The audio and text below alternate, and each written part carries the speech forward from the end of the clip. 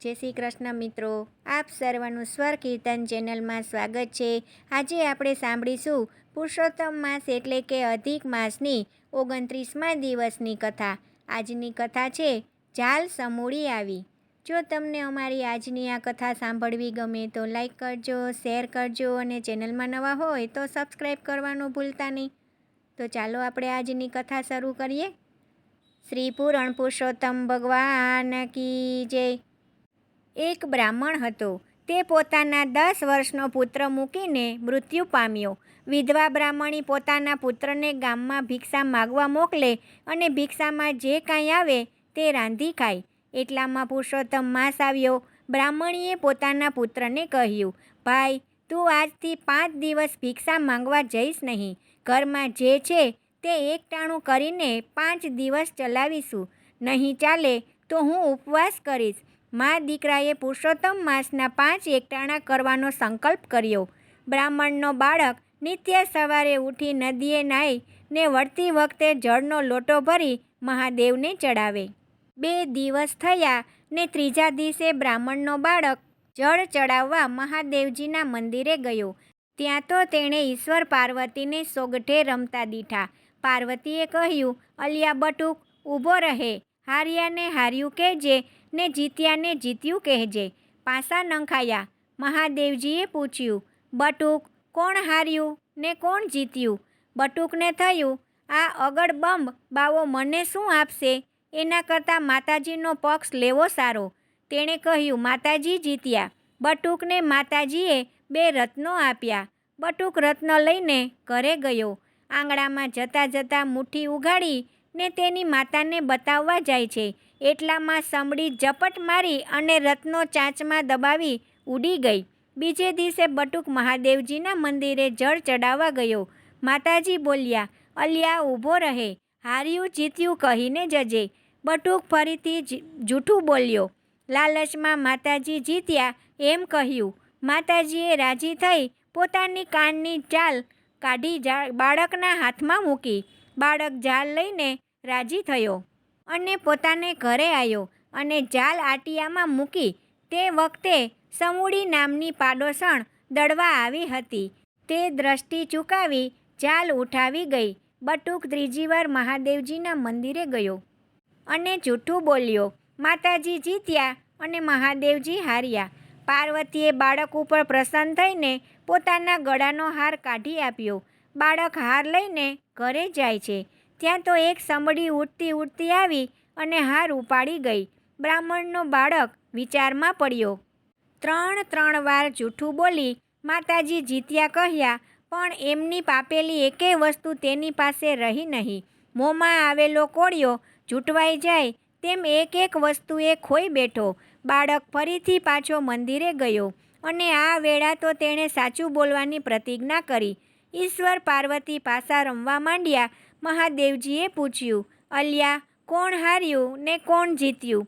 બાળકે કહ્યું, પિતાજી જીત્યા ને માતાજી હાર્યા। મહાદેવજી રાજી થયા અને એક દળિયો ભરીને ખીર આપી। બટુક દળિયો લઈને ઘરે ગયો। ઘરે જતાં જ સમડીએ ખીર ઉપર ઝાપટ મારી। બ્રાહ્મણીએ બૂમ પાડી, અલિયા, જાલ સમૂળી આવી। એટલામાં પાડોશણ સમૂળી દેવતા લેવા આવતી હતી। તે સમજી ગઈ કે મને પકડવાનું કહે છે એટલે તે બોલી ઉઠી, બહેન, મેં તો જાલ જ લીધી છે, હાર નથી લીધો। ત્યાં તો સમડીએ ચાંચ પહોળી કરી દળિયો ઉઠાવ્યો અને એ જ વેળા તેના મોઢામાંથી રત્નો નીકળ્યા અને પગમાંથી હાર છૂટી ગયો। મહાદેવજીના ખીરના પડ્યાને પ્રતાપે બ્રાહ્મણીને રત્નો, હાર અને જાલ બધું જ મળ્યું। મા દીકરો રાજી થયા। પુરુષોત્તમ માસના ભાવપૂર્વક 5 ઉપવાસ કરવાથી પણ તેમને અનેક પ્રકારની સંપત્તિ પ્રાપ્ત થઈ। દીકરો પણ મોટો થઈ કમાતો થયો। પુરુષોત્તમ માસની 28મા દિવસની કથાનો 28મો અધ્યાય। બ્રાહ્મણનો ગૌલોકવાસ। યમરાજાની યાજ્ઞા પ્રમાણે ચિત્રગુપ્તે આ બ્રાહ્મણને જ્યાં કોઈ પણ ફળ પાકતું ન હોય તેવા ઘોર વનમાં પ્રેત યોનિમાં નાખ્યો। ત્યાં તેણે અપાર દુઃખ ભોગવ્યું। તે પછી તે કલંજર નામના પર્વત ઉપર ઇન્દ્રકુંડ પાસે મૃગતીર્થમાં વાનર યોનિમાં જન્મ્યો। નારદે પૂછ્યું, હે ભગવાન, આ કદરી બ્રાહ્મણ મહાપાપી હતો, છતાં તે મૃગતીર્થમાં શા કારણે જન્મ્યો? ભગવાને કહ્યું, તે વેળા ચિત્રકુંડ નામનો એક વૈશ્ય હતો. તેને તારિકા નામે સ્ત્રી હતી. બંને જણે પુરુષોત્તમ માસનું વ્રત કર્યું હતું. તેના ઉથ્યાપનના સમયે આ કદરી બ્રાહ્મણ દક્ષિણા લેવાની લાલચે ત્યાં આવ્યો હતો. તેની અનાયાસે તેને પુરુષોત્તમ ભગવાનની પૂજા દર્શન થયા હતા અને દક્ષિણાની લાલચે તેણે પુરુષોત્તમ માસના વખાણ કરી સ્તુતિ કરી હતી. આ પુણ્ય કર્મના પ્રભાવે તે પવિત્ર ક્ષેત્રમાં જન્મ્યો હતો. આ વન ફળ ફૂલોથી ભરેલું હતું. ભગવાન રામચંદ્રે વાનરોને વરદાન આપ્યું હતું કે હે સુગ્રીવ, અંગદ, જાંબુવાન, તમે મારી ભાવપૂર્વક સેવા કરી છે, તેથી તમારા વાનરોને હું વરદાન આપું છું કે તમે જ્યાં હશો ત્યાંના વનફળ ફૂલોથી લચેલા રહેશે. તે પછી વાનરો શ્રીરામની વિદાય લઈ આ વનમાં રહેવા લાગ્યા. તેમણે કોઈ જાતનું ખાવા પીવાનું દુઃખ ન હતું, પરંતુ આ વાનર રૂપે જન્મેલો બ્રાહ્મણ પોતાના પાપોને લીધે તે વનફળો ખાઈ શકતો ન હતો. તેને એટલી બધી વેદના થતી હતી કે તે કૂદાકૂદ કરી મૂકતો અને વનફળો તોડીને ભોંયે ફેંકી દેતો.